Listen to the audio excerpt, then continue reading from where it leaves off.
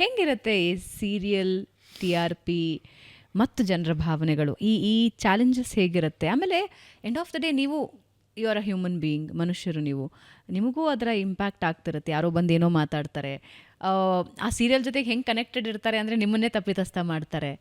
ಹೆಂಗಿರುತ್ತೆ ಆ ಚಾಲೆಂಜಸ್ ಒಬ್ಬ ನಿರ್ದೇಶಕಿಯಾಗಿ, ಒಬ್ಬ ನಿರ್ದೇಶಕಿಯಾಗಿ ಬೇರೆ ಅಪ್ರೋಚ್ ಆಗುತ್ತೆ, ನಿರ್ಮಾಪಕಿಯಾಗಿ ಬೇರೆ ಅಪ್ರೋಚ್ ಆಗುತ್ತೆ Bhavana. Because here one is creativity, one is business. Okay. So ನಾವು ಕ್ರಿಯಾತ್ಮಕವಾಗಿ ಯೋಚನೆ ಮಾಡಿಕೊಂಡಾಗ ಖಂಡಿತ ನಾವು ಜನದ ಭಾವನೆಗಳಿಗೆ ಒತ್ತು ಜಾಸ್ತಿ ಕೊಡ್ತೀವಿ. If I am talking as a producer, TRPಗೆ ಜಾಸ್ತಿ ಇಂಪಾರ್ಟೆನ್ಸ್ ಕೊಡ್ತೀನಿ ನಾನು. ಬಿಕಾಸ್ ನನಗೆ ಹಣ ಮಾಡೋದು ಮುಖ್ಯ ಅಲ್ವಾ. ಸೊ ಎಲ್ಲವನ್ನೂ ನಾವು ಆ ಥರ ಭಾವನಾತ್ಮಕವಾಗೇ ನೋಡ್ಕೊಂಡು ಅದಕ್ಕೇನು ಬೇಕೋ ತಿರುವು ಕೊಡೋಕ್ಕಾಗಲ್ಲ.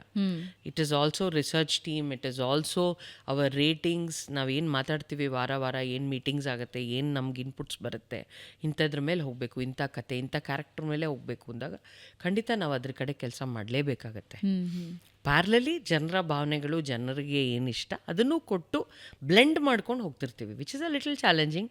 ಬಟ್ ಖಂಡಿತ ನಮ್ಮ ಒತ್ತು ಆ್ಯಸ್ ಎ ಪ್ರೊಡ್ಯೂಸರ್, ನಾನು ಏನು ನಮಗೆ ನಂಬರ್ಸ್ ಬರೋದಕ್ಕೆ ಏನು ನಾವಲ್ಲಿ ಯಾವ ಥರ ಟ್ವೀಕ್ ಮಾಡಿದ್ರೆ ಬೆಟರು, ಏನು ಮಾಡಬೇಕು ಅದ್ರ ಕಡೆನೇ ಹೆಚ್ಚು ಜಾಸ್ತಿ ಇಂಪಾರ್ಟೆನ್ಸ್ ಕೊಡೋದು.